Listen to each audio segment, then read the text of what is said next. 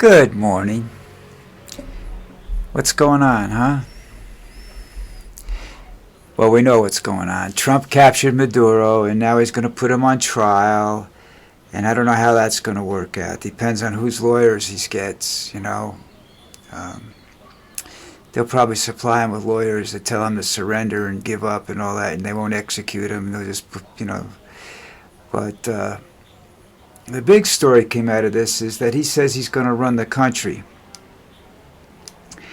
And then, of course, the young lady that won the Nobel Peace Prize for running the opposition to Maduro, Trump says, she doesn't have the support of the people. We're not going to deal with her at all because she won the Peace Prize. Okay? And what he's doing, you have to understand what he's doing, all right? He's already saying that the oil companies are going to invest billions of dollars to go down there. And there is one American oil company down. I don't know whether it's American. There is an outside oil company operating down there, and it's been operating down there all along. It's Chevron.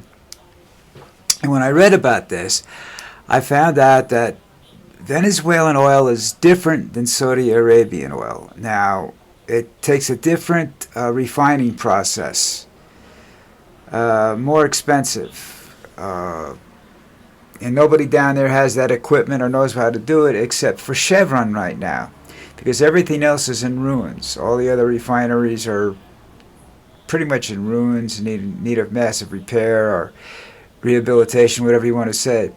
So Chevron's got a leg up on all this stuff, you know. But it's not. From what I'm reading, is that it's going to be very, very costly for these companies to do this, and it's going to take a couple of years, 2 or 3 years, to do it, and everything like that. And then, some companies are not going to be willing to invest money for that long, not knowing the political climate down there.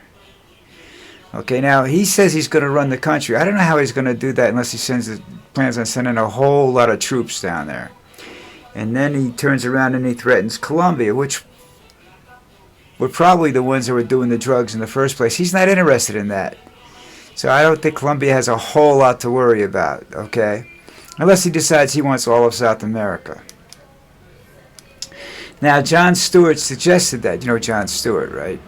Late night, weekend, whatever it is that he does. Anyhow, he's very good at what he does, and he just made mention of it that the world's going to be divided up into 3 parts, with China, Russia, the United States, North Korea, and somebody else. There's like 5 different outfits involved, and they have various you have these sections of the world divided, and they're theirs. And Trump is in America's.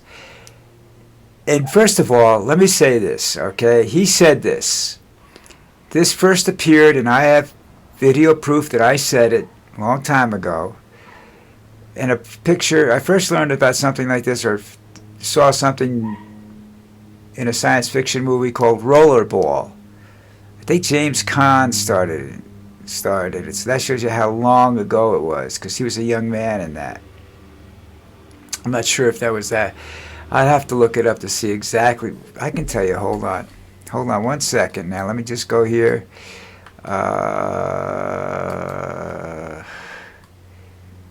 What happened? It disappeared. Okay. Here it is. We go here.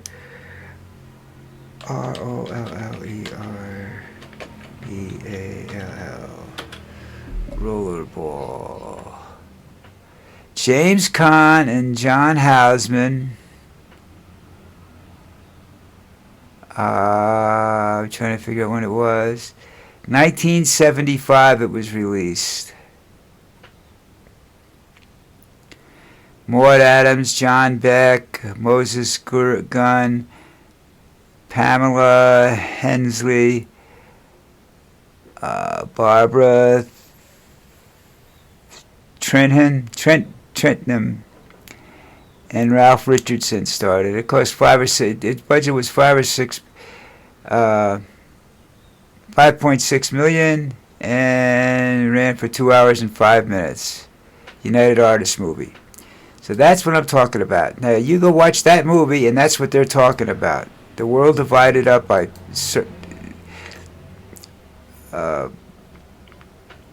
amongst the powers that be, based upon, I think they used mineral rights or something like one country had agriculture, one country made electronic parts, like Japan, something like that. That's how it was done. Okay? So, I'm saying to you, I knew this. I didn't know this. I just did that at the time, thinking that it was, wait a minute. Sorry about that. Just because it was an interesting movie, and I understood back then that it made sense. But I've said this for a long time, and I saw this movie, and I'm just saying, I don't think I saw the movie in lot. I think I saw it at HBO or something like that. But I'm saying that I'm telling you that I've been saying this for a while, that was the direction we were headed in, and that's what it looks like it's going to be. And of course, nobody listens to me. Nobody actually pays attention to me because nobody sees me. But then you turn around and you have Jon Stewart says it, and all of a sudden everybody's thinking about this. Yeah, that makes sense. Of course it makes sense. It's the only way the world's going to survive right now, the way with Trump and Putin involved in it. I mean, you get rid of those two, it's possible for us to go back to the way things were. But with Trump, Putin, and little Kim involved in it, it's not going to go that way. And Xi, or however he pronounces his name, from China, I just don't think it's going to turn out anything other than what I'm saying right now. So that's, am I ahead of the curve? I don't know. Trump is now threatening Colombia, like I said, and he's mentioning, oh,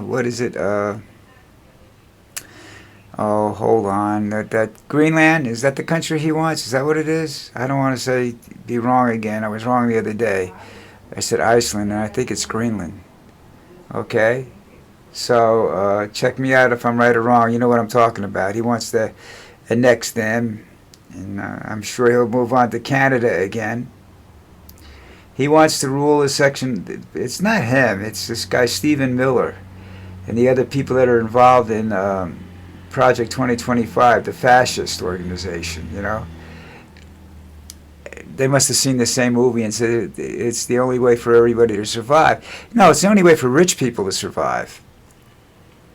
Rich people will be running all these countries. These countries will be very, very rich. The rest of us will be slaving for them. All right? The rest of you, I'll be dead by then. But that's what it is.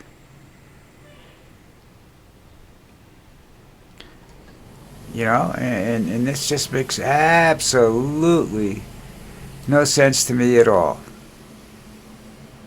That we're allowing this to happen and that nobody is seeing this. But I guess, social media is probably a fascist's greatest tool. And everybody says, why?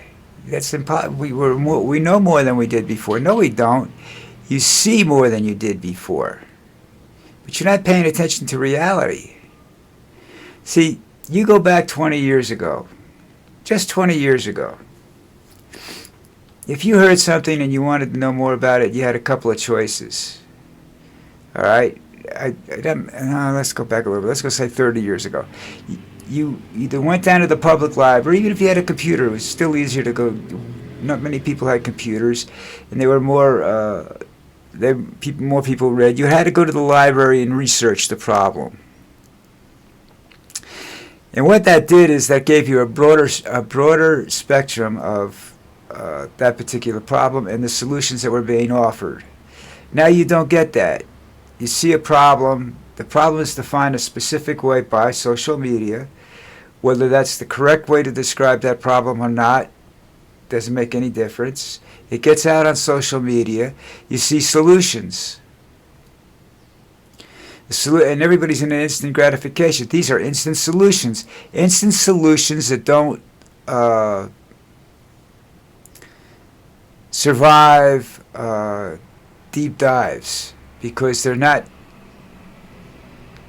good. They're just, it's easy to, you know, it's like you cut your finger. What's the solution? Put a bandage on it. Okay, that's a simple cut. Just put a bandage on it. Fine. Nothing about antiseptics. Nothing about seeing, getting a tetanus shot, because nothing to check and see if there was rust and stuff on the weapon. Was it a clean weapon, or whatever you cut yourself on? Was it clean? What were the agents that were on it? Those are in-depth studies of a tiny little cut. That if you don't take care of that tiny little cut, it festers and can become much more serious. All right? So with the problems that you have in the world, when you look at this instant solution that Trump gives you, you say, that's great. Trump's instant solution. Well, I'm going to run Venezuela. Venezuela isn't a small place. It's got a few million people in it. It's all jungle. It's inhabited by, there's a couple of tribes in Venezuela, I think, that people aren't even allowed to see because they've never really been contacted deeply by humans. And you have all this to sit around and you're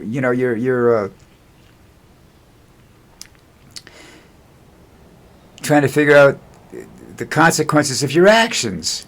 Now people are starting to look at this. They're talking to Chevron and whatnot about the oil thing that Trump wants to do. Trump thinks these guys are going to run right down there, spend billions and billions of dollars.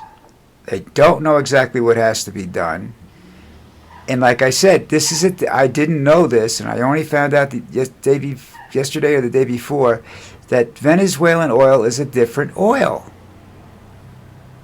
I don't mean the viscosity. I don't know what it is, but it takes a different refining process. You can't refine it with conventional equipment. You have to have a better equipment. Now, is it cheaper in the long run? I don't know. Your initial investment's greater. It's going to be much greater. But of course, they'll start to say, well, we can use AI to do this. Well, yes and no. And it's not a what do you call those? It's not an infinite supply of oil. All right. When the last check I had was 20 years ago, where I read an article that said this one geologist said there was approximately, at the present usage back then, and we actually reduced usage, it would be $38 years left before we hit a peak oil consumption. All right. Now, we were headed in the right direction with that, with electric cars, windmills, no coal plants, because all that takes oil, a lot of oil to run. And that's in the cars we were making, electric cars and everything. You take 100,000 cars off the road and make them electric. It's all different. All right, that's why they're saying that 2026 will be the cheapest oil for gas since COVID, when nobody was using it because nobody went anywhere. That's how you reduce the price of oil. You stop using it. And somehow or another, some people think that the market's going to get flooded because of this. We're going to go down there and start drilling and refining this stuff. It's going to take a couple of years from what everybody tells me. Some people say as long as 5 years. And, the oil industry isn't jumping up and down and saying, well, here's a few $1 billion. Let's go down there and do this. They're sitting around talking to each other. There was a better way to do this than what they did. Okay? Because you're going to have to either bring your people down there, and as soon as you start doing that, that's was part of the problem before. If you bring all American people down there to do the work, Venezuela is going to turn into a poverty-stricken country, and which it is already, but things are going to get worse. And as soon as they get worse, there goes the oil wells up. in flames. So you gotta take a look at it differently. You know what I'm saying? Um, I'm not a real genius on this stuff, but it's not what it's cracking up to be. And Trump's losing his mind. And people said that's just what some of the Democrats and the people that spoke out against the Venezuelan operation were afraid of. Trump's going to go nuts and start doing it. Other countries are going to start doing it. If they don't like what you're doing, they'll steal what they just go in and take what you want. That's what Russia's doing. And he pretty much is saying, look, Putin, don't do that over in the Ukraine, but we're going to do it over here. It's okay. Basically, that's what he's saying. Anyhow, I'm tired. I'm yelling and screaming. And I talked more today about something serious than I have in a long time, and it gets depressing. So listen up. Hit that subscribe button. I'll do the hard work of trying to find out what all this stuff is about, and if you really want me to, and I'll report about it. But for the present time, keep your powder dry. Things are going to get a little wild and crazy. And if you want to keep up on Wild and Crazy, hit that subscribe button, and we'll get into the football playoffs starting this weekend. All right? Take care. Have a good day. I will see you tomorrow.